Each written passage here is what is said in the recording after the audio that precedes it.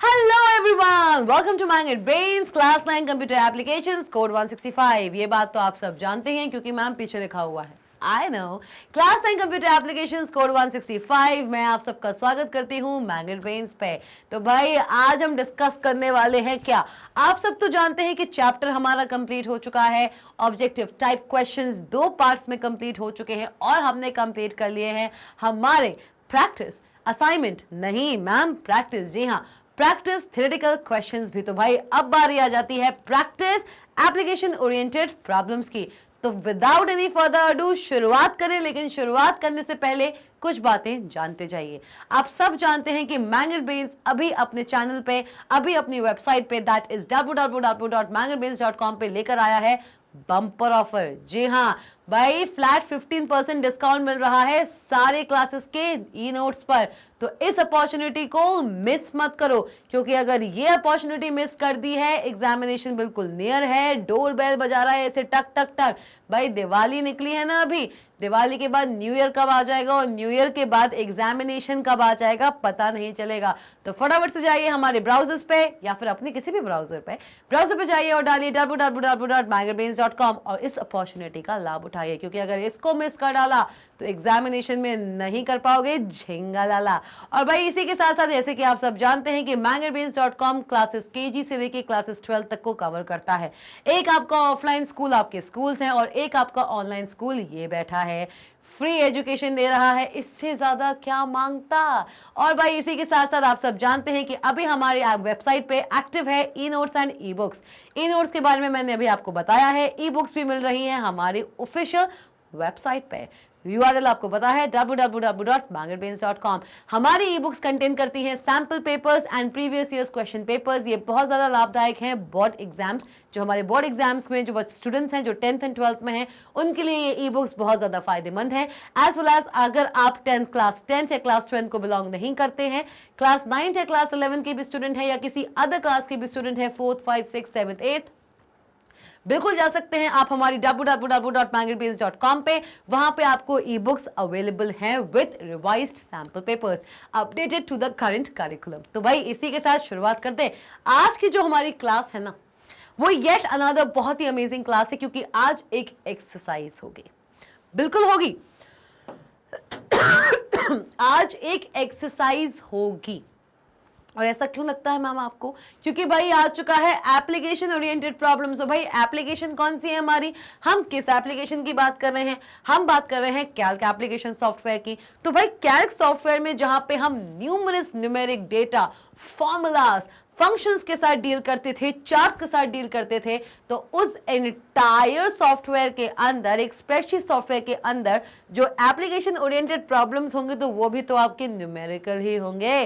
तो भाई सोचना क्या है, आगाज करते हैं, प्रारंभ करते हैं, श्री गणेश करते हैं अमेजिंग सी क्लास का चैप्टर 11 एप्लीकेशन ओरिएंटेड प्रॉब्लम्स। चलिए आइए। ओके ये हमको एक वर्कशीट का स्निपेट दिया हुआ है। एक पूरी वर्कशीट में ये कुछ डेटा दिया हुआ है। Shahi limos are a small limousine hire company, एक छोटी सी लाइमोयूजीन हायर कंपनी है जिसका नाम है शाही लिमोज, ठीक है। They have 4 cars for higher.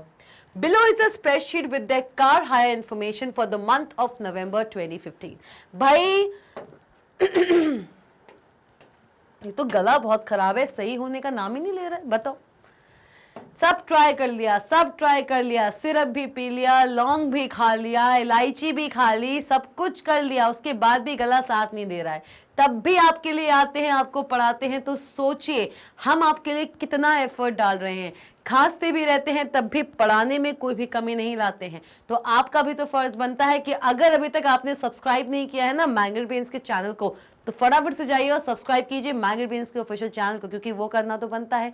सिर्फ इतना ही तो मांग रहे हैं, और क्या मांग रहे हैं? तो चलो क्वेश्चन की तरफ चलते हैं इसी के साथ। आइए, शाही लिमोज नाम की एक मेरे पास कंपनी है जो कुछ गाड़ियां हायर पे देती हैं। दे हायर, कुछ मतलब कुछ गाड़ियां किराए पे देती हैं। क्या करती हैं इनके पास 4 कार्स हैं। क्या है? शाही लिमोस कंपनी के पास 4 कार्स हैं, जिन कार्स को वो रेंट पर चढ़ाती हैं फॉर पीपल, जिनको भी कार की जरूरत है वो रेंट पे उस कार को लेके जाते हैं, घूम फिर के वापस शाही लिमोस के पास वो कार दे जाते हैं। ठीक है, below is a spreadsheet with their car hire information for the month of November 2015। नवंबर 2015 में उनकी जो चारों की चारों कार्स थी, उनको कब कब कौन कौन कितने कितने किलोमीटर्स कहाँ कहाँ कैसे कैसे ले गया और कितनी कितनी प्राइस पे इन्होंने इस कार को चढ़ाया, इन कार्स को चढ़ाया, इन सारी की सारी चीजों की इंफॉर्मेशन फॉर द मंथ नवंबर 2015 इस स्प्रेडशीट में लिखा हुआ है। देखिए, शाही लिमोस लुधियाना की ये कंपनी है, इनकम नवंबर 2009, देखो यहाँ पे 2009 लिखा हुआ है, यहाँ पे 2015 लिखा हुआ है। एक तो मुझे ना ये चीज समझ नहीं आती है, इसलिए नहीं आती है क्योंकि ये क्या करते हैं ना, मैक्सिमम मैंने बुक्स में देखा है, आपने प्रीवियस भी देखा होगा कि कुछ चीजें बुक में गलत प्रिंटेड हैं। जी हाँ, आपको एक्सरसाइजेस में, मैक्सिमम एक्सरसाइजेस में इस बुक के आपके बाहर में जो एक्सरसाइजेस हैं उसमें कुछ ना कुछ मिसप्रिंट या गलत लिखे हुए मिल जाएंगी, ये बात फैक्ट है। चलिए आइए, कोई दिक्कत की बात नहीं। अब भाई नवंबर 2015 यहाँ तो बोल दिया, लेकिन यहाँ पे नवंबर 2009 बोला है। अब देखते हैं भाई क्या बात है। तो येलो हमर व्हीकल जो है इस कंपनी का, हर घंटे उसका चार्ज 3500 रुपये है, और कितने घंटे के लिए उसको हायर किया गया, 35 घंटे के लिए। टोटल इनकम इससे क्या निकली, 3500 इंटू 35 कर लो, 35 इंटू 35 कितना होगा भाई, कितना होगा, 4 12 1225, तो भाई कितना होगा, कितना होगा, 1,22,500 रुपए एक दिन का इसका बना। चलो कितने घंटे का, मतलब नंबर ऑफ आवर्स हायर्ड कितने, 35 घंटे के लिए इसको हायर किया गया, और पर घंटे का इसका चार्ज 3500 रुपए था, तो 1,22,500 रुपए तो इस कार ने करके दिया। इसका फ्यूल कॉस्ट कितना आया, 1600 रुपए। टोटल फ्यूल कॉस्ट कितना आया, एक घंटे का अगर 1600 रुपए है तो 35 घंटे का इतना होगा। Total profit for each car 66,500, ये हमने प्रॉफिट यहाँ पे निकाल लिया है। स्ट्रेच लिमोजिनी, स्ट्रेच हमो व्हीकल एंड पिंक कैडिलैक, ये 4 इनकी कार्स हैं जिन्होंने अलग अलग, इनका कॉस्ट पर आर है, अलग अलग आर्स के लिए इनको हायर किया गया। नवंबर 2009 का ये रिकॉर्ड है। टोटल इनकम निकाला है, फ्यूल कॉस्ट पर आर निकाला है, टोटल फ्यूल कॉस्ट निकाला है, और total profit for each car निकाल के अल्टीमेटली ये अपने नवंबर 2009 के टोटल प्रॉफिट पे पहुंच चुके हैं, एंड दैट इज 1,75,250। क्लियर? अब आते हैं इसके क्वेश्चन पे। क्वेश्चन करेंगे तो मजा आएगा भाई, बहुत मजा आने वाला है। चलिए देखते हैं। Answer the questions 1 to 5 based on the above spreadsheet. चलिए आइए, अब देखो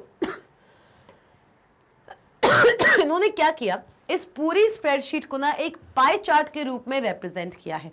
स्प्रेडशीट का डेटा था, देखो हम सब जानते हैं सेल्स में जो डेटा स्टोर होता है उसको हम किसी ना किसी चार्ट के रूप में रिप्रेजेंट कर सकते हैं। तो इन्होंने क्या किया, इसको एक अच्छा रूप देने के लिए इन्होंने इस पूरे डेटा को रिप्रेजेंट किया हुआ है एक पाई चार्ट के रूप में, जहां पर जो ये आपको नेवी ब्लू कलर का दिख रहा है, जो ये आपको नेवी ब्लू कलर का दिख रहा है, ये आपकी येलो हमर व्हीकल है। ठीक है, जो आपको रेड दिख रहा है, जो आपको रेड दिख रहा है, ये आपका स्ट्रेच लाइमूजीन का है। जो आपको येलो दिख रहा है, कौन सा दिख रहा है, जो आपको येलो दिख रहा है, दैट इज फॉर स्ट्रेच हमो vehicle. This is for stretch हमो व्हीकल।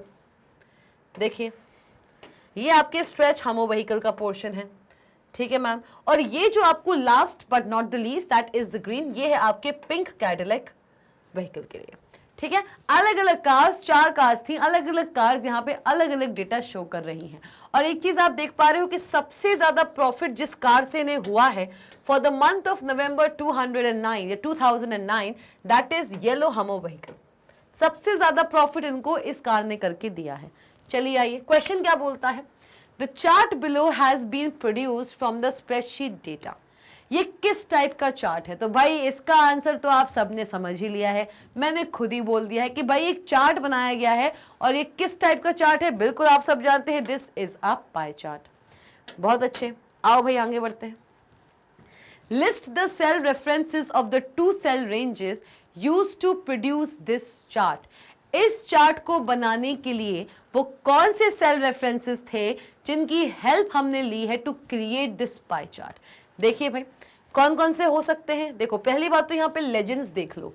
लेजेंड्स क्या है, लेजेंड्स क्या है? येलो हामो vehicle stands for the blue light. ये जो आपको ब्लू कलर दिख रहा है, ब्लू लाइट कह लीजिए, ब्लू कलर देख लीजिए, क्योंकि भाई ब्लू कलर दिख रहा है तो ब्लू लाइट ही तो एमिट हो रहा होगा, अल्टीमेटली ब्लू लाइट एमिट हो रहा होगा। इस पूरे के पूरे इंटायर पाई चार्ट में आपको देखने को मिल रहे हैं 4 कलर्स। कौन कौन से हैं? Navy blue, red, green and yellow, and every color is representing an individual car owned by the company। हमने देखा कि नवंबर 2015 या 2009, क्योंकि वो बुक की एरर है और भाई इसमें हम कुछ नहीं कर सकते, लेकिन मैं लेकर चलूंगी किस ईयर को? मैं लेकर चलने वाली हूं टू द डायग्राम। मैं डायग्राम को प्रेफरेंस दूंगी instead of giving preference to this. इसको प्रेफरेंस ना देते हुए मैं डायग्राम में जो लिखा हुआ है उसको प्रेफरेंस दे रही हूं, और मैं कंसिडर कर रही हूं नवंबर 2009 का ये रिकॉर्ड है। For which company? कंपनी शाही लाइमोस। चलिए ठीक है, तो भाई पहला क्वेश्चन तो हमने देख लिया। अब देखो लेजेंड्स, देखिए यहाँ पे लेजेंड्स कितने हैं? 4 लेजेंड। हर एक लेजेंड किसी एक स्पेसिफिक कार को रिप्रेजेंट कर रहा है। 4 कलर्स हैं, navy blue, red, blue, green and yellow. तो ये 4 कलर्स 4 अलग अलग कार्स को यहाँ पे रिप्रेजेंट कर रही हैं। जैसे कि हम देख सकते हैं, blue represents the navy blue colour represents the yellow Hummer vehicle, red represents the stretch limousine, yellow represents the stretch hummer vehicle and the green represents the pink Cadillac। तो भाई अलग अलग कार्स अलग अलग कलर से pie chart के अंदर अच्छे तरीके से रिप्रेजेंटेड हो रही हैं। तो भाई क्वेश्चन क्या कह रहा है हमारा? क्वेश्चन को एक बार अच्छे से प्यार से आराम से देख लेते हैं। List the cell references of the 2 cell ranges used to produce this chart। मतलब आपको 2 सेल रेफरेंसेस बतानी है। 2 सेल रेफरेंसेस कह लीजिए या फिर रेंजेस कह लीजिए, भाई सेल रेंजेस दिए हुए हैं। List the cell references of the 2 cell ranges, मतलब एंटायर स्प्रेडशीट में वो कौन सी 2 रेंज हैं जिनकी हेल्प से आपने इस पाई चार्ट को डिजाइन किया है। हमको निकालने हैं 2 सेल रेंजेस। कौन से वो 2 सेल रेंजेस हैं जिनकी हेल्प से ये एंटायर पाई चार्ट डिजाइन हुआ है? तो चलिए देखें क्या, आइए चलो भाई देखते हैं। हमको निकालना है 2 सेल रेंजेस जिनकी हेल्प से एंटायर पाई चार्ट डिजाइन हुआ है। तो पाई चार्ट को देख लें पहले। पाई चार्ट में कहीं भी आपको कोई भी नंबर दिखाई दे रहा है? कहीं भी कोई भी कॉस्ट दिखाई दे रही है? नहीं दे रही है। इस एंटायर पाई चार्ट में मुझे सिर्फ और सिर्फ 4 कलर्स दिखाई दे रहे हैं, and all those 4 colours are representing certain cars owned by the company. यही लिखा हुआ है। लेकिन अगर यहाँ पे कुछ परसेंटेज, ओके, कुछ परसेंटेज या कोई नंबर दिया होता, कोई न्यूमेरिक वैल्यू तो दी होगी। ये हर एक पोर्शन, देखो हर पोर्शन कोई ना कोई चीज रिप्रेजेंट कर रही है। देखो इसको ध्यान से। इस पाई चार्ट में आप देख सकते हो कि सबसे ज्यादा जिस कार ने प्रॉफिट कर दिया है, इस पाई चार्ट का नाम देखिए। पाई चार्ट का नाम क्या है? शाही लाइमोस प्रॉफिट चार्ट। कि एंटायर मंथ नवंबर 2009 में, इस एंटायर मंथ में इस कंपनी की इन 4 कार्स में से जो मेरी ब्लू वाली कार है, that is yellow Hummer vehicle, उसने सबसे ज्यादा प्रॉफिट दिया है इस एंटायर मंथ में हमारी कंपनी को। तो भाई इसका जो फिगर होगा, इसका जो प्रॉफिट कॉस्ट होगा, जो इसका प्रॉफिट होगा वो सबसे ज्यादा होगा। ये बात हम कैसे देख सकते हैं? भाई मेरे पास सपोज करो, वैसे तो मेरे पास स्प्रेडशीट दी हुई है, स्प्रेडशीट में डेटा दिया हुआ है हमारे पहले वाले स्लाइड में, लेकिन सपोज करो अगर वो डेटा मुझे नहीं दिया होता तो हमने ये कैसे पता किया कि एंटायर 4 कार्स में से सबसे ज्यादा प्रॉफिट शाही लिमोस कंपनी को किस कार ने करके दिया? तो हम सब जानते हैं पाई चार्ट का नेचर क्या है कि जो भी डेटा एलिमेंट ज्यादा न्यूमेरिक वैल्यू कंटेन करता है, ज्यादा पार्ट कंटेन करता है, पाई चार्ट में उसका जो स्कोप होता है, पाई चार्ट में जो उसका कवरेज होता है, वो भी सबसे ज्यादा होता है। ये बात हम जानते हैं। तो भाई सबसे ज्यादा एरिया कवर इसी चार्ट ने किया हुआ है, इसी पर्टिकुलर कार ने किया हुआ है।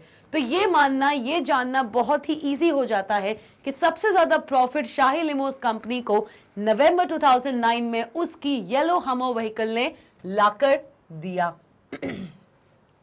क्लियर? अब जाते हैं हम अपनी स्प्रेडशीट पे। आइए स्प्रेडशीट पे जाते हैं। देखो स्प्रेडशीट में जाएंगे, देखो टोटल इनकम इसकी कितनी निकली? 1,22,500। फ्यूल कॉस्ट पर आर इनको जोड़ के भी टोटल प्रॉफिट कितना निकल रहा है? 66,500। ये इसका टोटल प्रॉफिट है, जो बाकी की रिमेनिंग कार्स के प्रॉफिट से बहुत ज्यादा है। देखो येलो हमर व्हीकल ने सबसे ज्यादा प्रॉफिट करके दिया है, स्ट्रेच लिमोजिन ने 46 दिया है, इससे कम है।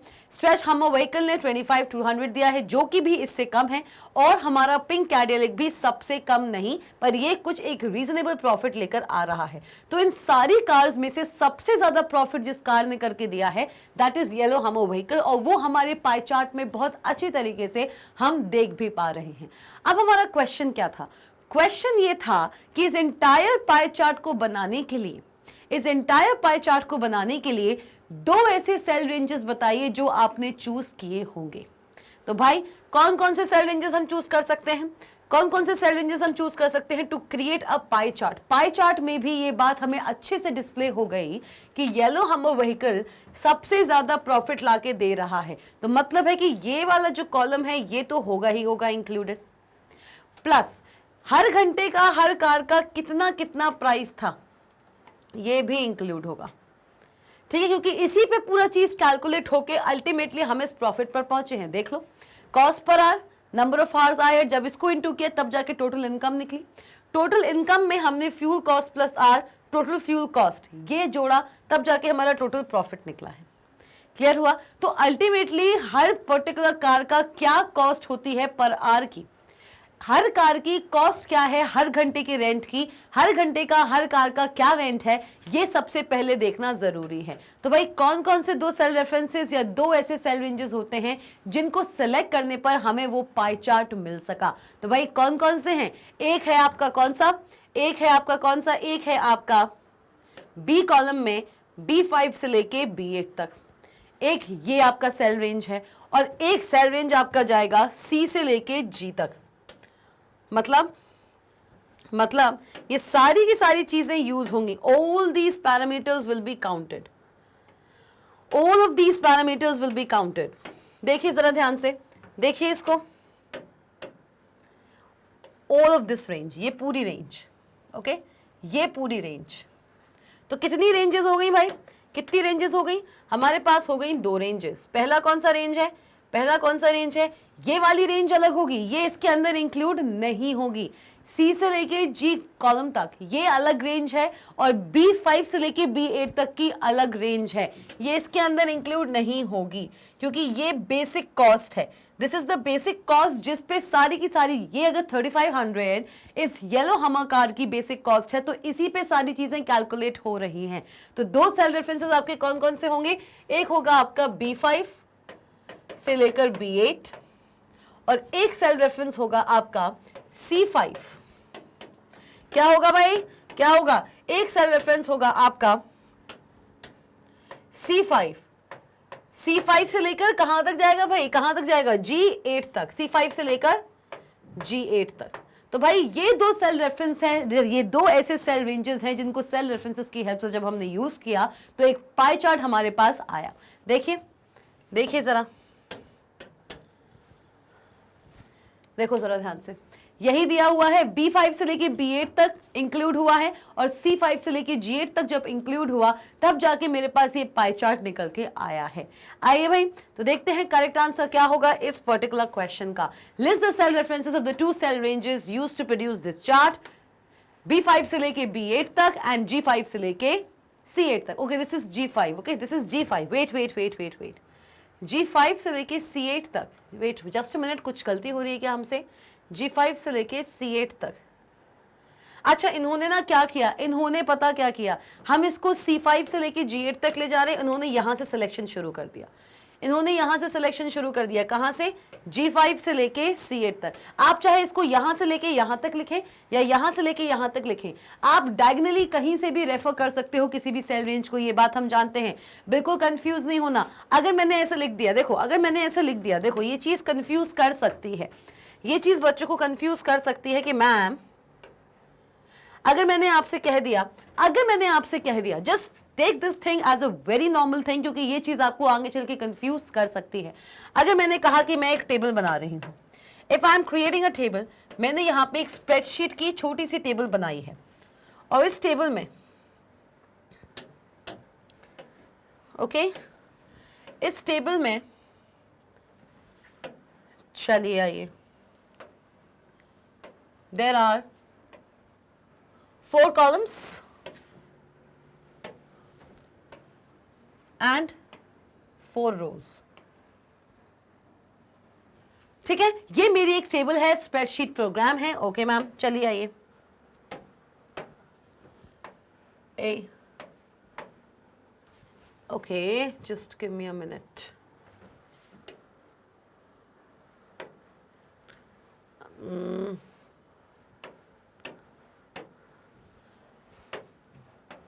A B C D और मैं यहां पे दे रही हूं रो नंबर्स। चलिए आइए, मैं यहां पे दे रही हूं रो नंबर्स। ठीक है मैम, दे देते हैं। क्या समस्या है, बिल्कुल दे देंगे, कोई प्रॉब्लम की बात ही नहीं है। 1 2 एंड 3। हम सब जानते हैं कि रोज को दिए जाते हैं नंबर्स और कॉलम्स को दिए जाते हैं अल्फाबेट नेम्स। चलिए आइए, ABCD 1 2 3। ठीक है, अब मैं यहाँ पे देने वाली हूँ कुछ वैल्यूज। ठीक है मैम, हम वैल्यूज दे देते हैं, बढ़िया अच्छे से धड़ाधड़ तरीके से वैल्यूज दे देते हैं। 24 83 26 32 ओके 92 99 89 64 59 या इसको 57 कर लीजिए, 28 27 63। तो भाई ये मैंने कुछ वैल्यूज दी हुई हैं और अब अगर मैं आपसे कहती हूं कि इस एंटायर टेबल को आपको as a single cell range select करना है, तो आप इसको सेलेक्ट कैसे करोगे? आप कहोगे कि मैम ये पूरा का पूरा सेलेक्ट हो गया, मैम ये मैं पूरा का पूरा सेलेक्ट कर ले रहा हूं, मैंने ये पूरे सेल रेंज को यहां से सेलेक्ट कर लिया है। तो इस पूरे की पूरी रेंज को, ये पूरी की पूरी रेंज को आप क्या नाम दोगे? आप दोगे A1 से लेके D3 तक। यही तो दोगे कि मतलब इस पूरे, ये देखो ये चीज हम पढ़ चुके हैं चैप्टर नंबर 10 में। जी हाँ, अगर आप चैप्टर नंबर 10 पढ़कर नहीं आए हैं तो ये चीज समझना बहुत मुश्किल होने वाला है। चैप्टर नंबर 10 में बिल्कुल स्टार्टिंग के टॉपिक्स में मैंने आपको बताया था कि किसी भी वर्कशीट के अंदर किसी भी रेंज को आप कैसे आइडेंटिफाई करते हैं। तो कैसे करते हैं? किसी भी पर्टिकुलर रेंज को जब आप सेलेक्ट करते हैं, रेंज क्या होता है? Group of many cells. बहुत सारे सेल्स एक रेंज बनाती है, बहुत सारे सेल्स का एक ग्रुप एक रेंज बनाती है। और उस रेंज को रिप्रेजेंट आप कैसे करते हैं? उस रेंज को रिप्रेजेंट करने का तरीका है सेल एड्रेस। क्या तरीका है? Cell address. Cell address of the first cell. जो आपका सिलेक्टेड सेल है, जो भी आपका सिलेक्टेड रेंज है, ये पूरी रेंज को आपने सेलेक्ट किया हुआ है, मतलब इन सारे के सारे सेल डेटास को आपने सिंगली एक सिलेक्शन दिया हुआ है, इसलिए एक रेंज है। और इस रेंज को आप रिप्रेजेंट करते हैं with the help of the address of the first cell of the range, that is A1 colon A1 colon. ठीक है, the address of the first cell of the A1, that means the first cell of the range, and the address of the last cell of the range. Range के पहले cell का address that is A1 cell and इस पूरी entire range की last cell का address that is D क्या होगा? D3 होगा। It will be D3, it will be D3। Right और नॉट? राइट और नॉट? भाई कलर कंफ्यूजन हो रहा है, बिल्कुल you feel free to comment in the comment section. आपका हर एक डाउट यहाँ पे आंसर जरूर जरूर एंड जरूर होगा। चलिए आइए, D3। तो मतलब आप कैसे नेम कर रहे हो एक रेंज को? आप एक रेंज को नेम कर रहे हो with the help of diagonal proportion. आप डायगोनली किसी भी रेंज को यहाँ पे नेम करते हो, किसी भी रेंज का नाम देते हो। जैसे कि मैंने कहा कि इस रेंज को अगर आपको रिप्रेजेंट करना है तो पहले सेल का address that is A1 colon last cell का एड्रेस। मतलब कि क्या लिया आपने? आपने यहां से डायगोनली चीजों को लिया, मतलब ये वाला सेल एंड ये वाला सेल, यही लिया है A1 cell and D3 cell. लेकिन क्या ये हमेशा जरूरी होगा कि जो भी आपने सेलेक्ट किए हैं रेंज को, या जो भी सेल्स आपने सेलेक्ट किए हैं एज अ सिंगल रेंज, तो हमेशा उसका टॉप लेफ्ट वाला जो सेल है उसको कंसिडर किया जाए और उसका बॉटम राइट वाला जो सेल है उसको कंसिडर किया जाए एज द एड्रेस, कि हमेशा A1 से लेके D3 ही लिखा जाए। क्या आप इसको ऐसे नहीं लिख सकते? क्या आप इस पूरे के पूरे सेल एड्रेस को ना आप ऐसे भी लिख सकते हो? मतलब अगर मैंने लिख दिया A1 is to D3, ये ना इक्वल होगा। क्या होगा?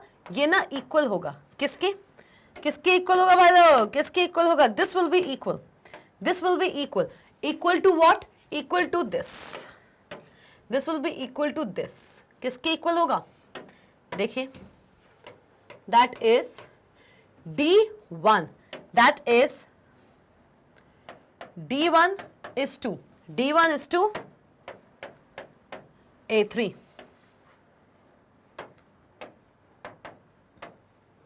मतलब क्या है इस बात का कि इस एंटायर सिलेक्टेड रेंज को आप इन दोनों में से कुछ भी लिख सकते हैं। जरूरी नहीं है कि आप जिस भी पर्टिकुलर रेंज को सेलेक्ट करते हैं उसका टॉप मोस्ट जो सबसे पहला सेल होगा लेफ्ट हैंड साइड से, वहां से लेकर बॉटम राइट जो सबसे ज्यादा नीचे बॉटम वाला सेल है, सबसे एंड सेल है, सिर्फ वहां तक का ही आप एड्रेस मेंशन करेंगे as the range address.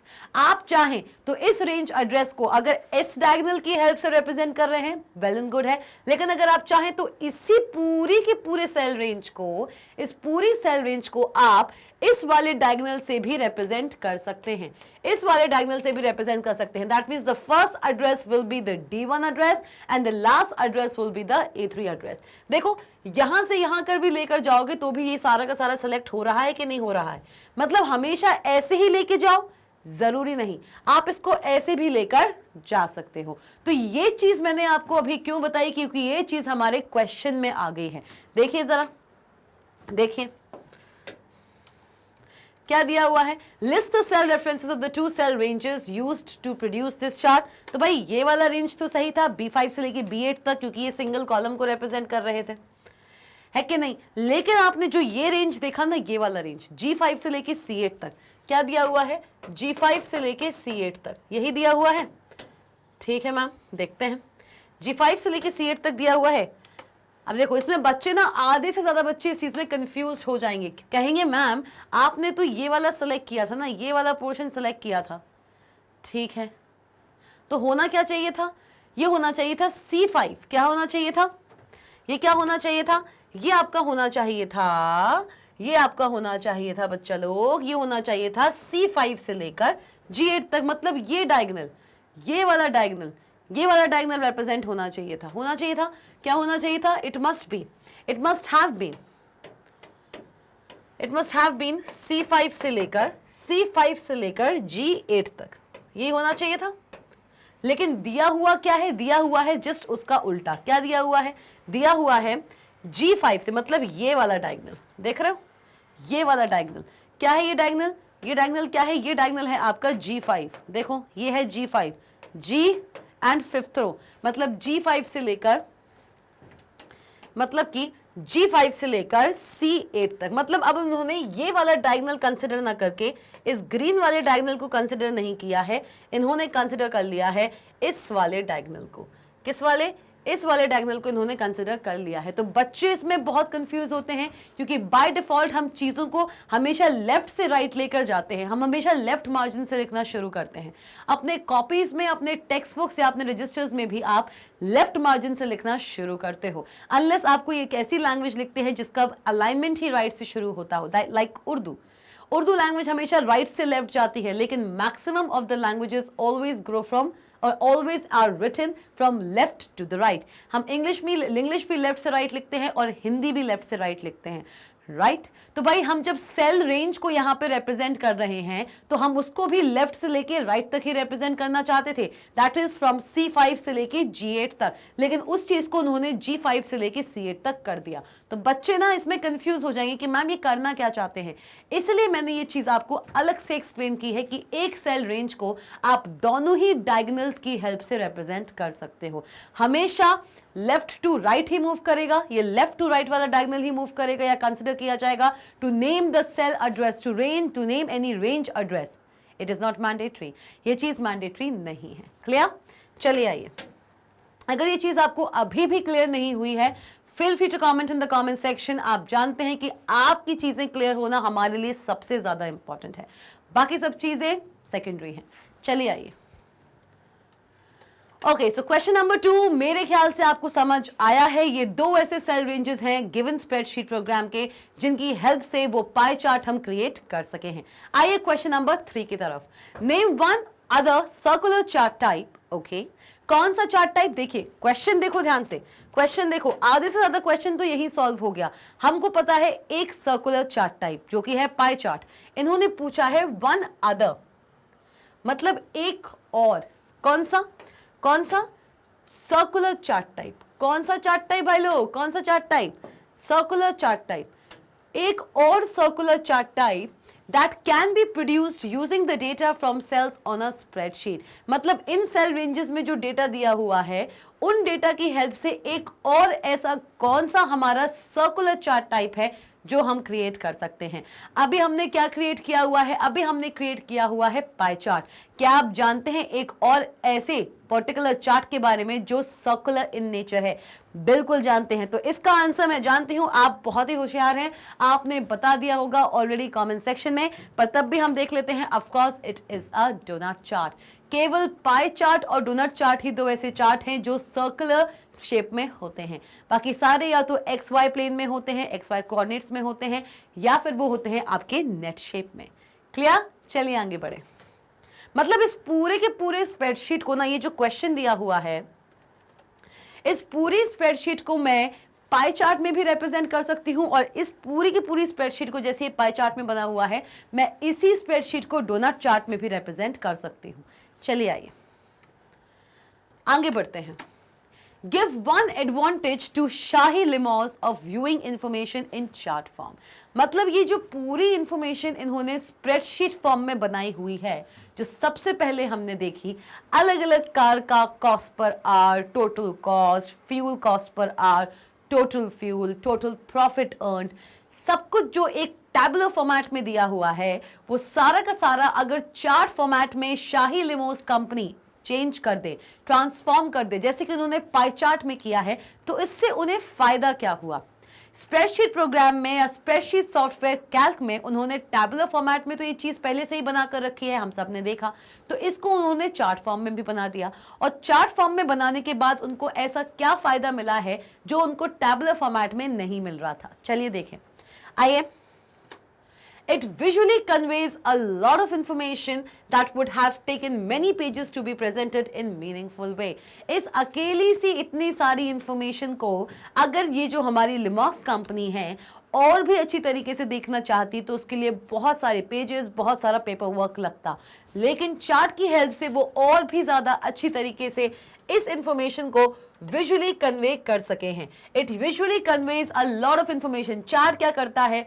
Visually convey करता है बहुत सारा information that would have taken many pages to be presented in meaningful way. इस एंटायर स्प्रेडशीट प्रोग्राम को या इस पूरे स्प्रेडशीट रिकॉर्ड को, जो शाही लिमोस कंपनी का जो रिकॉर्ड अभी हमने देखा in form of a table, उस पर्टिकुलर, उस पूरे के पूरे रिकॉर्ड को अगर मैं अपने वर्ड्स की हेल्प से मेंशन करने का या अपने वर्ड्स की अपने पैराग्राफ फॉर्म में समझने का कोशिश करती, लिखती और समझती कि भाई ऐसा ऐसा लिखा है, अच्छा इसने इसका ऐसा किया, इसने इसका ऐसा किया, लिख के अगर मैं कोशिश करती तो उसने बहुत सारा पेजेस और बहुत सारा टाइम ले लेना था। वहीं इसी टैबुलर फॉर्मेट को जब मैंने चार्ट के रूप में रिप्रेजेंट किया तो विजुअली वो चीज मुझे ज्यादा इंफॉर्मेटिव एंड हमारे पेजेस को बचाती हुई दिखी। क्लियर? चलिए आइए question number 5। Give one piece of information that Shahi limos can see by examining the chart shown above. Okay, chart पे आ जाइए। क्या चार्ट दिया हुआ है?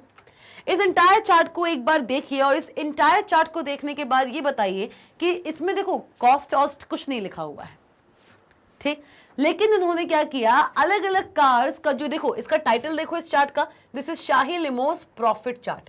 कौन सा चार्ट है? तो भाई इसमें एक इंफॉर्मेशन हमें क्या मिल रही है? एक इंफॉर्मेशन ये मिल रही है कि शाही लिमोस नाम की जो कंपनी है उसका नवंबर 2009 का जो प्रॉफिट आया है चारों कार्स को रेंट पे चढ़ाने से, उसका ये प्रॉफिट चार्ट है। अलग अलग ये जो कलर्स हैं ये अलग अलग उसकी कार्स को रिप्रेजेंट कर रहे हैं।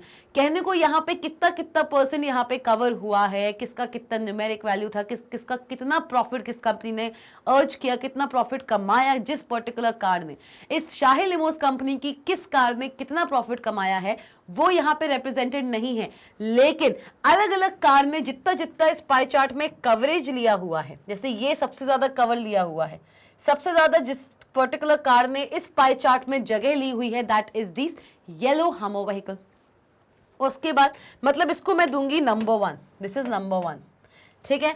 इसके बाद सबसे ज्यादा जगह किसने ली हुई है? इसके बाद सबसे ज्यादा जगह ली हुई है हमारे स्ट्रेच लिमोजिनी ने। किसने लिया हुआ है भाई? किसने लिया हुआ है? स्ट्रेच लिमोजिनी ने, इसने सबसे ज्यादा जगह ली हुई है। ओके, देखिए, राइट, ठीक है। So this would go with 2, इसका मैं दूंगी 2, ठीक है। उसके बाद किसने लिया हुआ है, that is the pink Cadillac, pink Cadillac ने लिया हुआ है थर्ड। एंड सबसे कम जिसने प्रॉफिट करके दिया है दैट इज द स्ट्रेच हमो व्हीकल। क्या है, स्ट्रेच हमो व्हीकल, दैट इज फोर्थ। यही है भाई, यही है कि नहीं है, देखो है कि नहीं। तो मतलब 1 2 3 4, 1 2 3 4, मतलब येलो हमर पहला देता है, स्ट्रेच लाइमिनीज देता है हमको सेकंड, स्ट्रेच हमर देता है फोर्थ, और पिंक कैडिलिक देता है हमें थर्ड। आइए देखिए सबसे ज्यादा प्रॉफिट किसने करके दिया है। आइए, सबसे ज्यादा प्रॉफिट हमें करके दिया है येलो हमो व्हीकल ने, बिल्कुल सही बात है, that is blue. Stretch limousine, stretch limousine ने सबसे, उसके बाद दिया है 46,550। स्ट्रेच हमो व्हीकल सबसे कम दिया हुआ है, स्ट्रेच हमो व्हीकल ने सबसे कम प्रॉफिट दिया हुआ है। कितना दिया हुआ है, 25,200 रुपए। देखो जरा ध्यान से, स्ट्रेच हमो व्हीकल ने सबसे कम प्रॉफिट दिया हुआ है 25,200। सबसे ज्यादा येलो हमो व्हीकल ने दिया है 66,500। उसके बाद स्ट्रेच लाइमजीन ने दिया हुआ है 46,550। फिर पिंक कैडिलिक ने दिया हुआ है 37,000। और सबसे कम जिस पर्टिकुलर कार ने लमॉस कंपनी को प्रॉफिट करके दिया है for the month of November 2009 is the stretch हमो व्हीकल, दैट इज ₹25,200। तो यही है, स्ट्रेच हमो व्हीकल ही है। तो देख लो भाई, स्ट्रेच हमर व्हीकल सबसे कम दिख रहा है, दिख रहा है, दिख रहा है। तो भाई एक ये इन्फॉर्मेशन निकल के आई। तो अब देख लेते हैं आंसर क्या बोलता है। तो हमें क्या इन्फॉर्मेशन मिली, हमें यहां से 3 इन्फॉर्मेशन मिली है। इस चार्ट से मुझे 3 इन्फॉर्मेशन मिली है। पहला कि शाही लिमॉस नाम की जो कंपनी है उसका नवंबर 2009 में जो पर्टिकुलर कार्स का प्रॉफिट आया है, कार्स को रेंट पे चढ़ाने के बाद जो प्रॉफिट आया है उसका ये चार्ट है। इस चार्ट में अलग अलग कार्स को अलग अलग कलर्स से रिप्रेजेंट किया हुआ है। कहने को कोई भी प्रॉफिट फिगर यहाँ पे नहीं दिखाया गया, कोई भी परसेंटेज नहीं दिखाया गया, लेकिन जितना जितना स्पेस हर एक कार ने इस पाई चार्ट में एक्वायर किया है, उससे हम ये पता लगा सकते हैं कि कौन सी कार सबसे ज्यादा प्रॉफिट करके दे रही है और कौन सी कार सबसे कम प्रॉफिट करके दे रही है for the month of November 2009 for Shahi limos company. देखें अब आंसर क्या होगा, चलिए आइए। Shahi limos can easily compare the profits earned through different limousines। मतलब कि इन पर्टिकुलर कार्स को जितना जितना पाई चार्ट के अंदर जगह दिया गया, जितना जितना कवरेज दिया गया, उससे हम इजीली ये पता लगा सकते हैं कि किस कार ने कौन सा प्रॉफिट सबसे ज्यादा दिया हुआ है, किस कार ने कितना प्रॉफिट दिया हुआ है हमारी शाही लिमोस कंपनी को।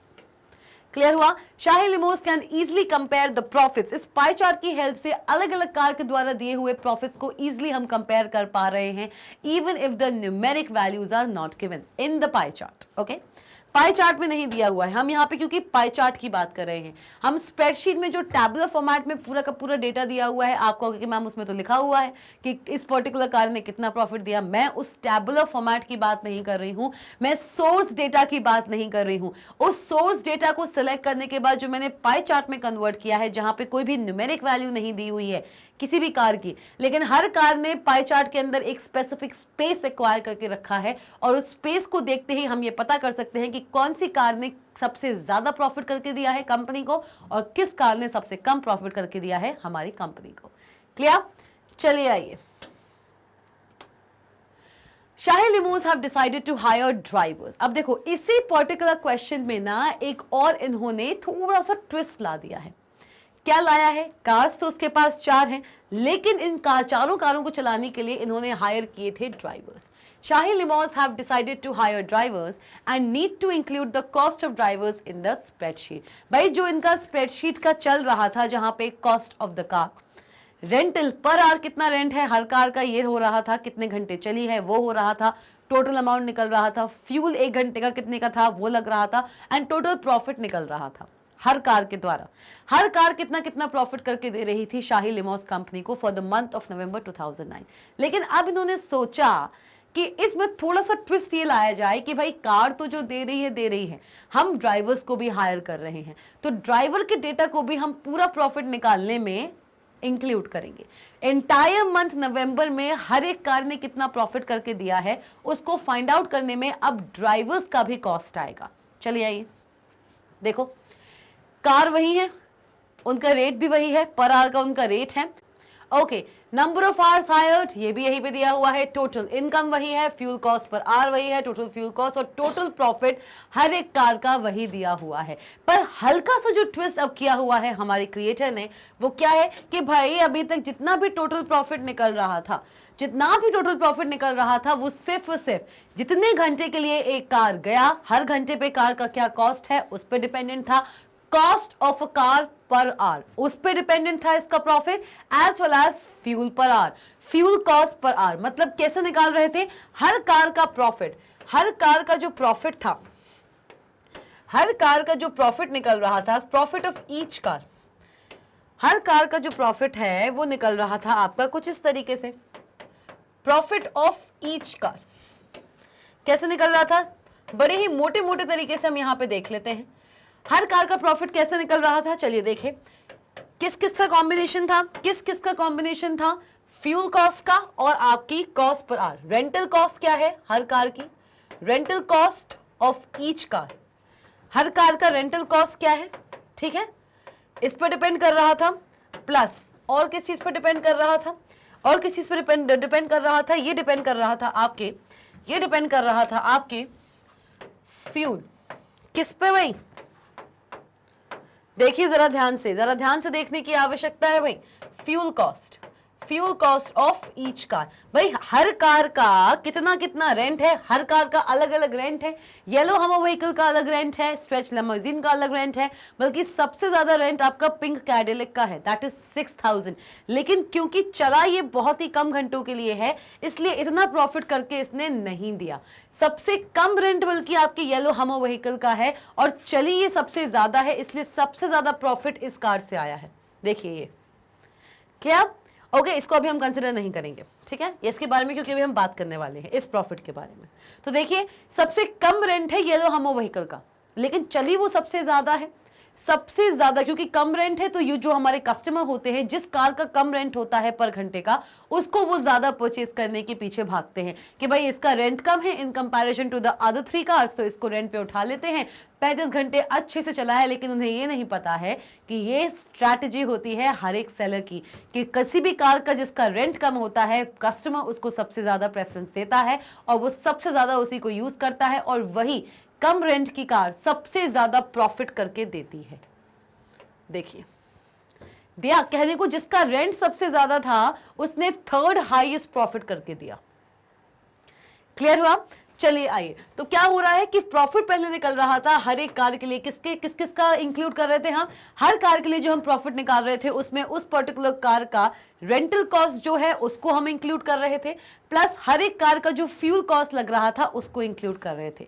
लेकिन हमारा जो ये पर्टिकुलर क्वेश्चन है इसमें हल्का सा ट्विस्ट क्या आया कि ये दोनों तो इंक्लूड होंगे ही होंगे, इसी के साथ साथ इन्होंने क्या इंक्लूड कर दिया, इसी के साथ साथ इन्होंने इंक्लूड कर दिया है, इन्होंने इंक्लूड कर दिया है ड्राइवर का भी कॉस्ट। हर कार को एक ड्राइवर चलाएगा, बिल्कुल चलाएगा भाई, हर कार को एक ड्राइवर चला रहा है कि नहीं चला रहा है, बिल्कुल चला रहा है मैम, बिना ड्राइवर के तो कार चलने ही वाली नहीं है भाई। टेस्ला ने ऐसी कार बनाने का दावा तो किया है कि जो विदाउट ड्राइवर ड्राइव होगी, विदाउट ड्राइवर चल सकती है, एआई ऑटोमेटेड कार है, सिचुएशंस को देख के वो ऑटोमेटिकली ही ड्राइव होगी। लेकिन ये कार्स अभी हमारे इंडिया में नहीं आई हैं, बाहर चल रही है, कोई दिक्कत की बात नहीं, लेकिन बहुत जल्द, वो समय दूर नहीं जब इंडिया में भी ये कार दौड़ रही होंगी। लेकिन यहाँ पर शाही लिमोज हमारी एक बहुत ही प्यारी सी छोटी सी नन्ही सी कंपनी है, उन्होंने कहा कि नहीं, रेंटल कॉस्ट में ऐड कर रहा हूं, फ्यूल कॉस्ट ऐड कर रहा हूं, तो हर एक कार को चलाने के लिए मुझे ड्राइवर भी देना पड़ेगा इनको कि भाई ये आपकी कार है और जो ड्राइवर हम आपको अलॉट कर रहे हैं, 4 कार्स हैं तो 4 ड्राइवर्स होंगे, हर कार को चलाने वाला 4 ड्राइवर होगा। तो भाई उन ड्राइवर की कॉस्ट को भी जब आप इंक्लूड करते हैं तब जाके आपका नेट प्रॉफिट निकलता है। समझ रहे हो, क्योंकि देखो कंपनी को जो ड्राइवर है उसको भी तो पे करना पड़ेगा, जो कस्टमर उसे पे करेगा उसका अलग अलग ड्राइवर का अलग अलग कार जिसको वो चलाता है उसके अकॉर्डिंग उसे भी तो पे करेगा। देखो कंपनी का इतना कॉस्ट था, कंपनी का प्रॉफिट कितना था 66,500, इसमें से 7,000 रुपए कंपनी ने इस कार के ड्राइवर को दे दिए, तो कितना बचा देखें क्या, 66,500 में से अगर मैं 7,000 माइनस कर दूं, तो कितना बचेगा, देखिए जरा ध्यान से, कितना बचेगा, 53,000, okay, this would not be 3, this would not be 3, okay 9, okay तो मतलब कि ये जो ड्राइवर का कॉस्ट है हर कार के लिए ये कंपनी पे करती है, ना कि कस्टमर। कंपनी जिस ड्राइवर को हायर करती है to drive a car for its customer, उस ड्राइवर को पे करने का काम भी कंपनी का होता है। तो पर्टिकुलर जितना प्रॉफिट कंपनी को आ रहा था, जितना प्रॉफिट कंपनी को हो रहा था, उस प्रॉफिट का अलग अलग ड्राइवर का जो कॉस्ट है वो उन्होंने पे कर दिया। उस प्रॉफिट में से इसको हम कमीशन कह सकते हैं कि उन्होंने कमीशन पे किया है। मतलब पहली कार से टोटल प्रॉफिट कितना निकला हमारी कंपनी को फॉर द मंथ ऑफ नवंबर 66,500, उसका 7,000 रुपए, उसमें से 7,000 रुपए इसने ड्राइवर को पे किया, तो उसके पास अब नेट प्रॉफिट कितना बचा कंपनी के पास 59,500। इसका इतना था 3,800 पे किया, इतना बचा। इसका इतना था, इतना पे किया, इतना बचा। इसका इतना था, इतना पे किया, इतना बचा। मतलब कि इससे एक चीज समझ रहे हो, इसमें मेंशन नहीं है लेकिन मैं आपको बता रही हूं, ये जो ड्राइवर की कॉस्ट है ये ड्राइवर का कमीशन है। क्या है? ये ड्राइवर का कमीशन है कि भाई आपका जितना प्रॉफिट हुआ है, ड्राइवर कहता है कि तुम हमको सैलरी मत दो। ड्राइवर कह रहा है कंपनी से, शाही लिमोस कंपनी से ड्राइवर कहता है कि आप मुझे एक सैलरी मत दो, मुझे बस मेरा कमीशन दे दो। जो भी आपको जिस कार से प्रॉफिट हो रहा है, इस कार से आपको जितना भी प्रॉफिट हो रहा है मंथ के एंड में, उसका इतना इतना % आप मुझे कमीशन दे दो। सिर्फ वो यही मांग रहा है, आप मुझे अपने प्रॉफिट का कमीशन दीजिए। तो उन्होंने क्या किया, देखो जैसे कि अगर मैं इसका कमीशन निकालने की कोशिश करूं, कितना % कमीशन है, लेकिन ये क्वेश्चन हमसे पुट अप नहीं किया गया है, इसलिए इस क्वेश्चन को हम यहाँ पे एंटरटेन नहीं करेंगे। बस इतना समझो कि ड्राइवर की जितनी भी एक कॉस्ट लिखी हुई है ना, ये सब ड्राइवर के कमीशंस हैं। अलग अलग कार को चलाने का, उस कार से जितना भी प्रॉफिट एक मंथ में उस पर्टिकुलर कंपनी को होता है, उसका कुछ % का कमीशन ड्राइवर को भी पे करना पड़ता है। इसलिए नेट प्रॉफिट अब इस पर्टिकुलर कार का अगर हम देखें, येलो हमो व्हीकल का अगर हम नेट प्रॉफिट अब देखें नवंबर महीने के एंड में, तो जो 66,500 था उसमें से 7,000 रुपए उसको उस ड्राइवर को भी पे करना पड़ा जिसने उस कार को चलाया 35 घंटे, जिसने उस कार को चलाया है 35 घंटे। तो वो कमीशन पे करने के बाद अब इस कार का कमीशन या इस कार का प्रॉफिट, या ये कार कंपनी को कितना प्रॉफिट करके दे रही है for the month of November 2009, that is 59,500। Clear? चलिए आइए फिर अब क्वेश्चन पे आते हैं। Shahi Limos want that total profit for each car and net profit should be shown distinctively in the worksheet.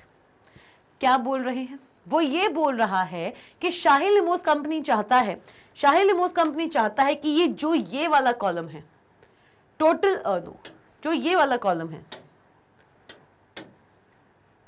ये वाला जो कॉलम है, और जो हमारा ये वाला कॉलम है, मतलब total profit for each car और ड्राइवर की कॉस्ट को घटाने के बाद जो अब नेट प्रॉफिट बचता है हर कंपनी, नेट प्रॉफिट बचता है हर कार के लिए, कंपनी के लिए, हर कार के लिए, her for the month of November 2009, इन दोनों ही कॉलम्स को अलग तरीके से दिखाया जाए। क्वेश्चन क्या कह रहा है? क्वेश्चन कह रहा है शाही लिमोस चाहता है कि total profit for each car, her car का जो टोटल प्रॉफिट निकला है फॉर द मंथ नवंबर 2009 और जो उसका ड्राइवर की कॉस्ट को माइनस करने के बाद जो नेट प्रॉफिट निकला है, इन दोनों ही कॉलम को कुछ अलग तरीके से वर्कशीट में रिप्रेजेंट किया जाए। तो उसका सबसे पहला चीज जो हम सबके दिमाग में आएगा कि हम फॉर्मेटिंग टेक्निक्स अपना सकते हैं। सबसे पहले आपके ब्रेन्स में यही चीज हिंट करना चाहिए कि मैम अगर किसी भी पर्टिकुलर वर्कशीट के वर्कबुक की वर्कशीट के किसी भी टैबुलर डेटा में अगर मैं किसी रिस्पेक्टिव कॉलम को बाकी के डेटा से अलग दिखाना चाहती हूं तो उसके लिए हम कुछ फॉर्मेटिंग टूल्स यूज कर सकते हैं। लेकिन यहां पे बात चल रही है क्या? यहां पे बात चल रही है मेजरली हमारे चार्ट की। तो देखते हैं कि इन दोनों ही कॉलम्स को बाकी के वर्कशीट के डेटा से अलग दिखाने के लिए आप क्या टेक्निक अपनाने वाले हो। चलिए आइए। Should be shown distinctively. Distinctively का मतलब है अलग, यूनिकली, डिस्टिंक्ट, हट के। ठीक है, बाकी के जो हमारा वर्कशीट में डेटा दिया हुआ है, फ्यूल कॉस्ट, रेंट कॉस्ट, सब चीजों से अलग करके, ड्राइवर कॉस्ट, इन सब डेटा से अलग दिखे ये दोनों कॉलम्स। ठीक है, total profit and net profit. What would you suggest them to do? क्या बोलोगे आप? अब आपसे पूछा गया है कि इन दोनों ही कॉलम्स को एक वर्कशीट में अलग दिखाने के लिए आप क्या सजेस्ट कर सकते हैं। तो आप क्या बोलेंगे कि भाई फॉर्मेटिंग टूल्स लगा दो, फॉर्मेटिंग टेक्निक्स लगा दो। तो भाई और क्या बोल सकते हो, देख लेते हैं। Both the ranges showing total profit for each car and net profit can be given different format. आ गया, इन दोनों ही कॉलम्स को आप अलग अलग फॉर्मेट दे सकते हैं, अलग अलग फॉर्मेट। एंड भाई हम सब जानते हैं कि फॉर्मेटिंग का मतलब क्या होता है। Formatting is the general arrangement of the data. Worksheet के किसी कॉलम या किसी भी सेल की डेटा वैल्यू को जब आप रिमेनिंग वर्कशीट के अदर सेल से थोड़ा अलग दिखाना चाहते हैं तो उसके लिए आप उसमें अप्लाई करते हैं formatting. And formatting stands for general arrangement of data. अब वो फॉर्मेटिंग आपका अलाइनमेंट बेसिक्स भी हो सकता है, रोटेशन भी हो सकता है, और भी अदर फॉर्मेटिंग टूल्स की हेल्प से भी हो सकता है। एग्जाम्पल के तौर पर देखिए, they can be given different font और डिफरेंट कलर और बोल्डर्ड और बॉर्डर्ड सेल्स एटसेट्रा। क्या क्या कर सकते हो आप क्या क्या कर सकते हो, मतलब कि ये दो जो कॉलम है ना, ये दो जो कॉलम है, मतलब हमको दिखाना है इस वाले कॉलम की वैल्यूज को अलग, हमको ये वाला जो इतना एरिया है, ये जो पूरा का पूरा सेल रेंज है, इसको इन सारे के सारे डेटा से अलग दिखाना है, और इसको भी इन सारे के सारे डेटा से अलग दिखाना है। Cost per hour, number of hours hired, total income, fuel cost per hour, total fuel cost, driver cost, ये सारे के सारे जैसे लिखे हैं एज इट इज लिखे रहने दो। ये सारे के सारी चीजें आपको एक सी दिख रही होंगी, लेकिन ये जो दो कॉलम हैं इनको मुझे इस पूरे के पूरे डेटा से अलग दिखाना है। तो वो मैं कैसे कर सकती हूँ, ऐसे कर सकती हूँ कि इसकी पर्टिकुलर वैल्यूज को 66,500, 46,550, इन सारी की सारी वैल्यूज को आप या तो बोल्ड कर दीजिए, ठीक है, या फिर आप क्या कर सकते हैं, आप इनका कलर चेंज कर सकते हैं, कलर चेंज कर दीजिए, आप इनका कलर चेंज कर सकते हैं। represent them with the changed color, just represent them with the changed color, okay ma'am. उसके बाद हम क्या कर सकते हैं, उसके बाद आप ना इसमें अलाइनमेंट भी चेंज कर सकते हैं। देखिए बाकायदा हम सब जानते हैं कि किसी भी न्यूमेरिक वैल्यू का वर्कशीट के सेल के किसी भी पर्टिकुलर सेल में अगर मैं कोई भी न्यूमेरिक वैल्यू देती हूं तो वो बाय डिफॉल्ट राइट अलाइंड होता है। देखिए सारी की सारी वैल्यूज अपने अपने रिस्पेक्टिव सेल्स में राइट अलाइंड हैं। किसी भी सेल के अंदर अगर एक न्यूमेरिक वैल्यू है तो वो बाय डिफॉल्ट राइट अलाइंड होती है, जैसे कि हम यहां देख सकते हैं। तो अगर आप इसको अलग दिखाना चाहें तो आप इन सारी की सारी वैल्यूज को सेंटर अलाइंड भी कर सकते हैं, सेंटर अलाइन भी कर सकते हैं, सेंटर अलाइन कर दीजिए। या फिर एक काम और कर सकते हैं आप, एक काम और कर सकते हैं, इन सारी वैल्यूज को आप रोटेट भी करा सकते हो, या फिर आप क्या कर सकते हो, आप इन सारी की सारी सेल्स के अराउंड, इन सारे सेल्स के अराउंड, देखो ये सारे के सारे अभी नॉन बॉर्डर सेल्स हैं, नॉर्मल बॉर्डर्स हैं इन सबके, आप इन सारे के सारे सेल्स के अराउंड एक चौड़ा बॉर्डर दे दीजिए ताकि ये अलग दिखें। कैसे भी करके ये अलग दिखना चाहिए, कैसे भी करके ये अलग दिखना चाहिए in respect, with respect to the other values. देखो चौड़ा बॉर्डर कर दो इन सेल्स का, करके देखो चौड़ा border. I think this is in looking good, I think blue colour will go. चौड़ा बॉर्डर कर दो उसका, कोई और कलर दे दो उस बॉर्डर को भी आप कलर दे सकते हो, है ना। देखिए अब ना जब इनके बॉर्डर को आपने यहाँ पे थोड़ा सा चौड़ा कर दिया है, उसकी विड्थ इंक्रीज कर दी है, तो अब ये दोनों सेल्स की वैल्यू, इन दोनों रेंजेस की वैल्यूज, इन दोनों रेंज के अंदर जो सेल्स हैं उनकी वैल्यूज बाकी की अदर सेल की वैल्यूज से अलग दिखेंगे। क्लियर हुआ। फॉर्मेटिंग आप किसी भी तरीके से दे सकते हैं, आप इनमें से कोई भी चीज कर सकते हैं, या आपको अगर कुछ और करना है तो वो भी कर सकते हैं, क्योंकि मैंने आपको number formatting and text formatting दोनों ही पढ़ा रखा है। अलग अलग अलाइनमेंट्स, अलग अलग फॉर्मेटिंग टूल्स आप सब जानते हैं। It is totally up to you कि आप इन दोनों कॉलम्स को रेस्ट ऑफ द डेटा से कैसे अलग दिखाएंगे। चलिए आइए आगे बढ़ ले फिर भाई, चलिए आगे बढ़ते हैं। If some changes were made in the sheet, ठीक है, then would you need to create the chart all over again to reflect the changed data? बहुत अच्छा क्वेश्चन है कि भाई आपके पास एक डेटा शीट दी हुई थी, आपके पास एक वर्कशीट दिया हुआ है शाही लिमोस कंपनी का, पहले से ही दिया हुआ है, हम सब देख के आए हैं अभी उसको, उसमें बॉर्डर्स भी लगा के आए हैं। अब इसमें मैंने किसी एक वैल्यू में कोई चेंज कर दिया, भाई पहले इस डेटा को मैंने पाई चार्ट में कन्वर्ट कर दिया, पूरे डेटा को सिलेक्ट किया, सिलेक्ट करने के बाद स्टैंडर्ड टूल बार पे जाके चार्ट आइकॉन पे क्लिक किया, चार्ट विजार्ड डायलॉग बॉक्स खुल गया, उसके चारों स्टेप्स को मैंने फॉलो किया और एक चार्ट डेवलप कर दिया। ठीक है, अब भाई डेटा मेरे पास दिया हुआ है, चार्ट भी मैंने उस डेटा के रेफरेंस में बना दिया है। लेकिन out of any given situation आगे चल के मेरे पास डेटा भी है, उससे एसोसिएटेड उसका चार्ट भी है। अब चार्ट भी उसके बगल में ही बना होगा, क्योंकि हम सब जानते हैं कि कैल्क सॉफ्टवेयर हमेशा एम्बेडेड चार्ट्स को ही सपोर्ट करता है, ना कि सिंगल चार्ट शीट को। ये बात हम सब जानते हैं, बिल्कुल नहीं कह सकते कि मैम ये बात हमने कभी सुनी नहीं है। और अगर आप नए हैं मेरे इस वीडियो पे, अगर आपने ये बातें नहीं सुनी है तो इस वीडियो को एंड तक देखिए और वापस जाइए मेरी पूरी चैप्टर नंबर 11 की प्लेलिस्ट पे। जी हाँ, जाना पड़ेगा, क्योंकि अगर उस पर नहीं जाएंगे तो आपको ये सारे के सारे कॉन्सेप्ट्स क्लियर नहीं होंगे। चलिए आइए, तो भाई क्या कर सकते हो आप, आपने क्या किया, अपने सोर्स डेटा से को डिपेंड करके अपने सोर्स डेटा को सेलेक्ट करके, मतलब कि आपने इन सारी चीजों को सेलेक्ट कर लिया, इन सारी की सारी डेटा वैल्यूज को सेलेक्ट कर लिया और एक चार्ट बना दिया। चाहे पाई चार्ट बना लो, चाहे कॉलम चार्ट बना लो, it's totally up to you, आप कोई भी चार्ट बना सकते हैं। अब आपने सपोज करो डेटा वहीं दिया हुआ है, उसका चार्ट भी वहीं दिया हुआ है, और आगे चल के आपने उस पर्टिकुलर सिलेक्टेड डेटा में से, सिलेक्टेड सोर्स डेटा में से, जिसको रिप्रेजेंट कर रहा है उसका चार्ट, उसकी किसी एक सेल के अंदर जाके कोई चेंज कर दिया। कर सकते हो, सपोज करो आपने इस वैल्यू को 1600 या इसको 9 ना करके 29 कर दिया। ये सिंपल 9 था, अब ये 29 हो गया। अब देखो हर एक सेल एक दूसरे से रिलेटेड है। कैसे है, सेल रेफरेंसिंग चल रही है। 3500 इंटू 35 किया, तब जाके हमारे पास टोटल इनकम निकला। मतलब इस सेल के अंदर कौन सा फॉर्मूला लगा होगा, इस सेल के अंदर कौन सा फॉर्मूला लगा होगा, इस सेल के अंदर लगा होगा B5 इंटू C5।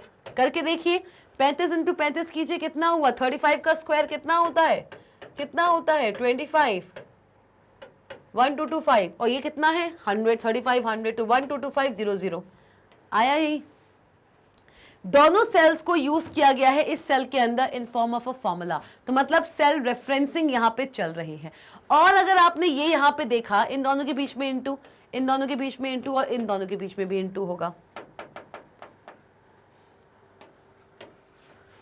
ये इंटू में है, ये इंटू में है, तो भाई ये भी इंटू में होगा। 4600 इंटू 9 कर रहे थे तब हमारे पास 41,400 आ रहा था। अब इस वैल्यू को मैंने 9 ना करके 29 कर दिया, तो इस वैल्यू में भी चेंज होगा। इस वैल्यू में चेंज होगा तो ये सही चल रहा है, ये सही चल रहा है, लेकिन ये वैल्यू है तो इस वैल्यू में अब इसका एडिशन होगा तो टोटल प्रॉफिट ही आएगा।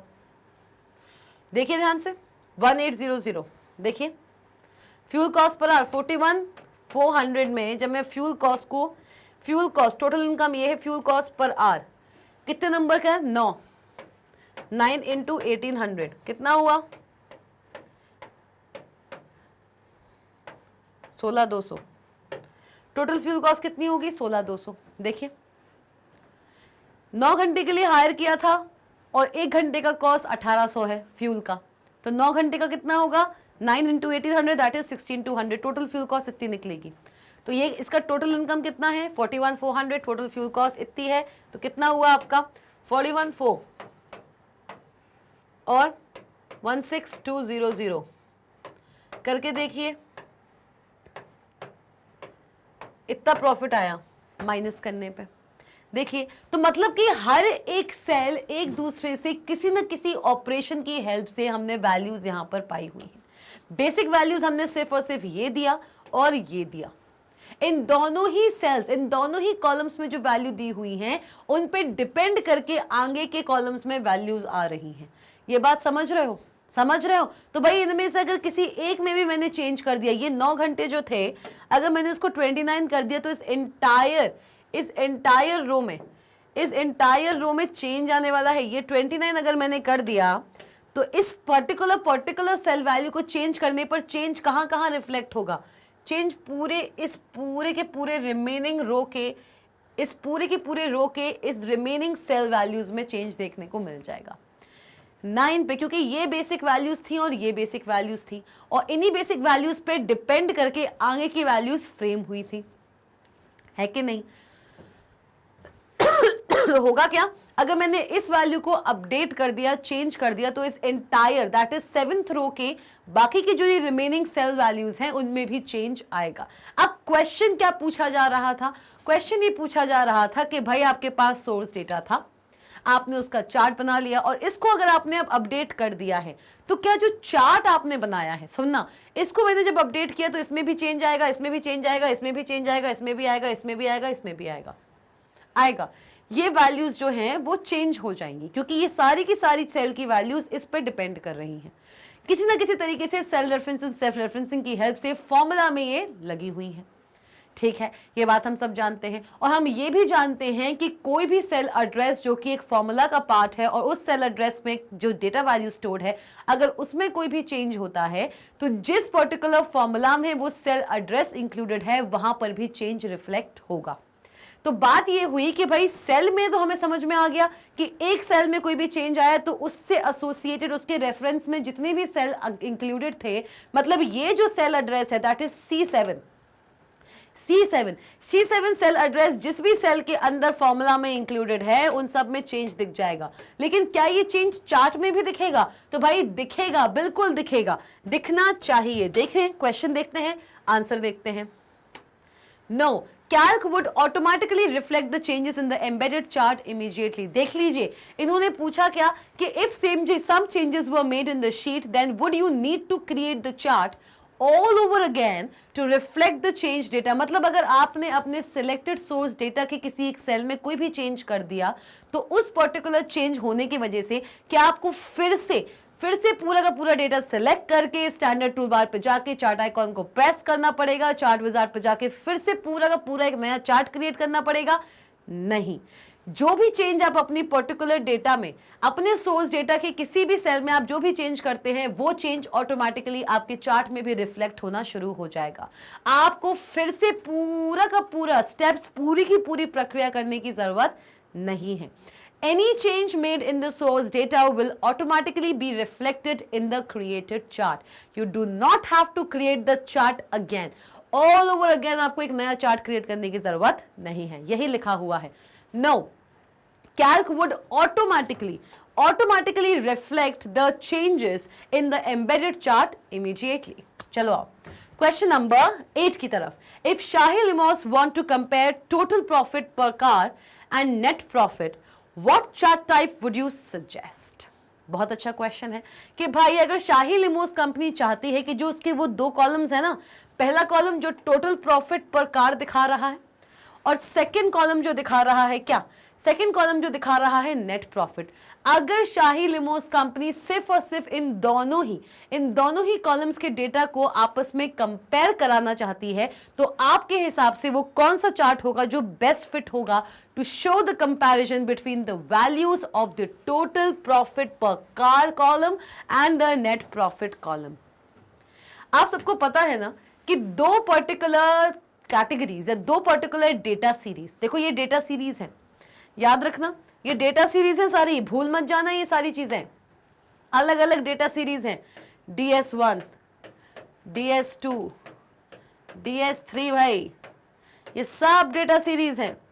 और आप जानते हो वो कौन से चार्ट हैं जिसमें मल्टीपल डेटा सीरीज के बीच में हम कंपैरिजन शो कर सकते हैं इन देयर डेटा वैल्यूज?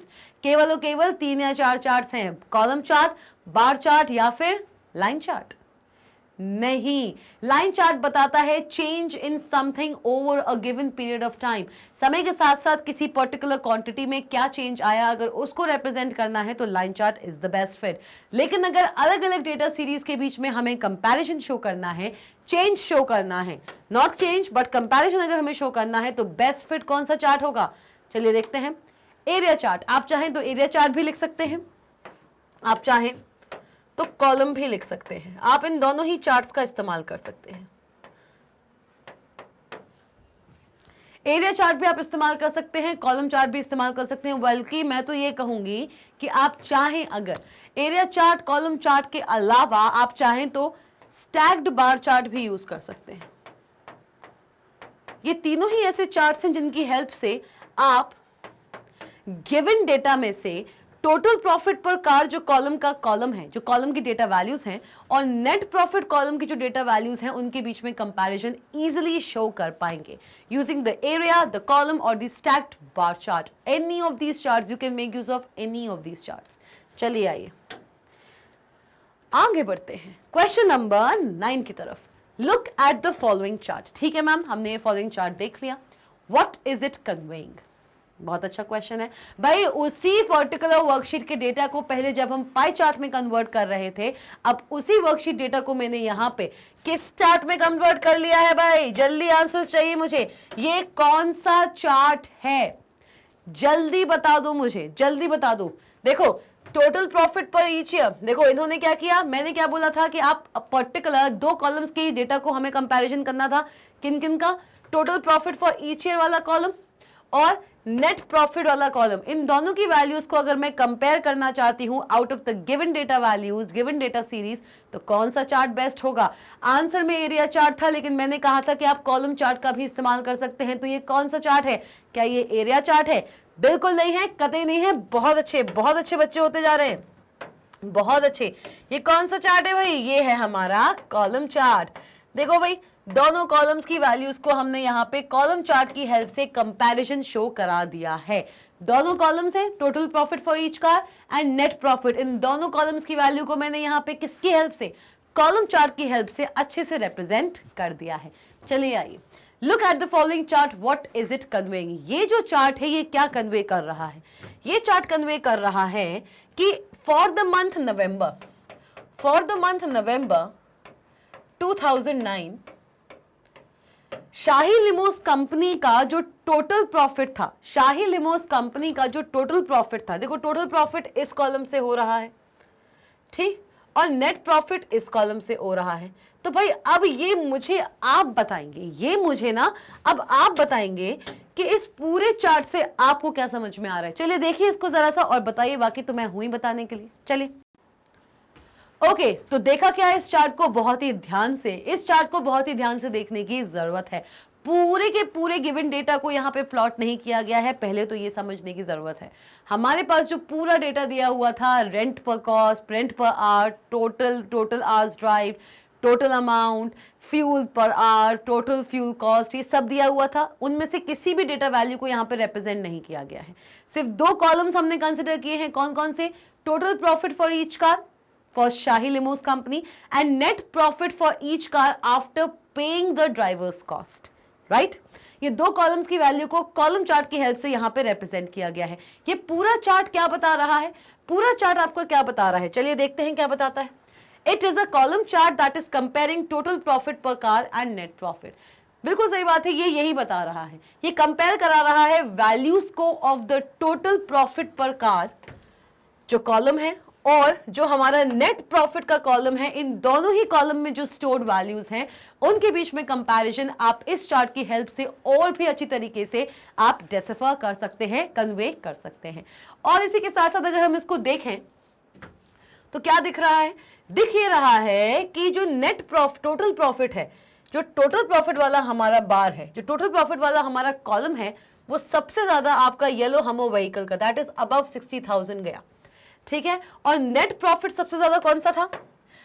जब इसका टोटल प्रॉफिट ज्यादा है तो इसका नेट प्रॉफिट भी सबसे ज्यादा है, येलो हमर व्हीकल का। तो कंपैरिजन आ गया, कंपैरिजन आ गया, अलग अलग कार्स का कंपैरिजन आ गया। सबसे कम स्ट्रेच हमर व्हीकल का गया है, टोटल प्रॉफिट भी और नेट प्रॉफिट भी, टोटल प्रॉफिट भी और नेट प्रॉफिट भी। देख लीजिए ध्यान से, है कि नहीं है कि नहीं? तो भाई ये पूरा का पूरा कॉलम चार्ट क्या कन्वे कर रहा है? It is a column chart. सबसे पहले तो ये यही कन्वे कर रहा है कि ये एक कॉलम चार्ट है जो कंपेयर करा रहा है out of the given data values, out of the given record sheet, total profit per car का जो कॉलम है उसकी डेटा वैल्यूज के बीच में और नेट प्रॉफिट कॉलम की डेटा वैल्यूज के बीच में कंपैरिजन शो कर रहे हैं हम यूजिंग द कॉलम चार्ट। ये कन्वे कर रहा है।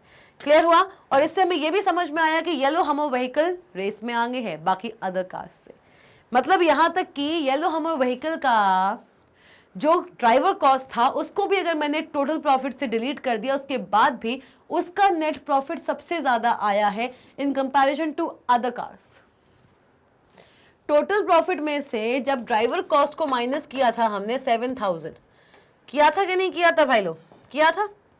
देखो इसमें से माइनस किया था हमने, टोटल प्रॉफिट में से माइनस किया था मैंने 7,000, तब भी जो उसका नेट प्रॉफिट है, जो उसका नेट प्रॉफिट आया है वो बाकी की कंपैरिजन सबसे ज्यादा आया है। देख लो, आया। तो इस पूरे के पूरे चार्ट की हेल्प से मैंने कंपैरिजन बहुत अच्छे से देख लिया है और इसी के साथ साथ हम आ चुके हैं हमारे सेशन के एंड पे। जी हाँ, ये थे हमारे प्रैक्टिस एप्लीकेशन ओरिएंटेड प्रॉब्लम्स और अब बहुत जल्द मैं लेकर आऊंगी आप सबके सामने हैंड्स ऑन प्रॉब्लम्स, जो कि होने वाला है हमारा एक अमेजिंग सा प्रैक्टिकल सेशन। मैम थ्योरेटिकली तो चीजें देख ली, पाई चार्ट क्या है, बार चार्ट क्या है, ये सब चीजें क्या है, ये सब हमने देख लिया, ऑब्जेक्टिव टाइप क्वेश्चंस भी कर लिए हैं। अब बारी आती है सीधा सीधा कैल्क सॉफ्टवेयर में प्रैक्टिकली काम करने की। जी हाँ, हमारा नेक्स्ट सेशन होने वाला है हैंड्स ऑन प्रॉब्लम्स पे, जहां पे प्रैक्टिकली मैं आपको खुद कंप्यूटर के अंदर कैल्क सॉफ्टवेयर को खोल के कुछ इंटरेस्टिंग से क्वेश्चंस, चार्ट पे क्वेश्चंस, अलग अलग चीजें करके दिखाऊंगी। खुद प्रैक्टिकली मैं सारी चीजें आपको करके दिखाऊंगी, थ्योरेटिकली बहुत हो गया। और जाते जाते आप सब जानते हैं कि mangetbrains.com लेकर आया है आप सबके लिए बहुत सारे exciting courses, CBSE English medium, spoken English, CUET, NTSC, Olympiad, CBSE Hindi medium भी है। भाई क्यों, यहां मुझे एक चीज समझ नहीं आती है कि जब हम आपको हिंदी मीडियम में सीबीएसई बोर्ड दे रहे हैं, यहां वहां जाने की आवश्यकता आपको अभी भी क्यों है? मुझे नहीं लगता है, मुझे सीरियसली नहीं लगता है कोई भी इंस्टीट्यूट, कोई भी organisation CBSE medium Hindi, CBSE board Hindi medium में लेकर चलती हैं। CBSE board maximum English medium में ही लोग बाग पढ़ाते हैं। तो जब एक ऑफलाइन स्कूल आपका है और एक ऑनलाइन स्कूल आपको यूट्यूब पे वो भी फ्री ऑफ कॉस्ट मिल रहा है, तो यहां वहां भटकना बंद करो ना और आइए जुड़िए हमसे, देखिए UP board, Bihar board, MP board और न जाने कितने ही ऐसे टॉप कोर्सेज को। कैसे देखना है? सिर्फ और सिर्फ अपने ब्राउजर्स को खोलिए और उसमें डालिए www.mangetbrains.com। आपको ये सारे के सारे टॉप कोर्सेज देखने को मिल जाएंगे। फटाफट से जाइए, इनको एक्सप्लोर कीजिए और बताइए कि आपको इनमें से कोर्स कौन सा अच्छा लगा और कौन से कोर्स को आप परचेज करना चाहते हो। और इतना ही नहीं है भाई, हम आपको देते हैं e books and e notes भी। हर सब्जेक्ट की ई बुक आपको यहां मिलेगी, क्लास केजी से लेके क्लास 12 तक सब कुछ यहाँ पे पैक्ड है भाई लोग, सब कुछ पैक्ड है। और अभी तो mangetbrains.com पे चल रहा है फ्लैट 15% डिस्काउंट। अब एग्जामिनेशंस नियर है, एग्जामिनेशन बिल्कुल आपके दरवाजे पर घंटी बजा रहे हैं। और ये चीज जो है ना, ये जो हमारे 2-3 मंथ्स हैं, 2 और 3 मंथ से ये बहुत ही क्रूशियल है। दिवाली निकल चुकी है भाई, न्यू ईयर आने वाला है, लेकिन टाइम अभी भी है। अगर अभी भी ध्यान से पढ़ लोगे तो एग्जामिनेशन में रॉक करने वाले हो। तो भाई जल्दी से जाइए, विजिट कीजिए www.mangetbrains.com पर। वहां पे आपको बहुत सारे कूपन्स मिलने वाले हैं, फ्लैट अच्छे अच्छे ऑफर्स मिलेंगे, डिस्काउंट्स मिलने वाले हैं। इस ऑफर को मिस नहीं करना है। अगर इस अपॉर्चुनिटी को मिस कर डाला तो एग्जामिनेशन में कैसे करोगे झिंगा लाला। तो भाई बताइए ये वीडियो आपको कैसा लगा। सब्सक्राइब कर दीजिए सबसे पहले तो मैंगेटब्रेन्स के ऑफिशियल चैनल को, अगर अभी तक नहीं किया है। करना क्या है, बेल आइकॉन दिख रहा है, उसको प्रेस ही तो करना है। बेल आइकॉन को प्रेस कीजिए और बनिए मैंगेटब्रेन्स की अमेजिंग सी फैमिली का एक बहुत ही वैल्यूएबल पार्ट। लाइक कीजिए इस वीडियो को और बताइए कि ये वीडियो आपको कैसा लगा, ये सेशन आपके लिए कितना इंटरेस्टिंग था। और अगर आपको किसी भी क्वेश्चन में कोई भी डाउट है, feel free to comment in the comment section, क्योंकि आपका हर एक डाउट मेरी और मैंगेटब्रेन्स की प्रायोरिटी है।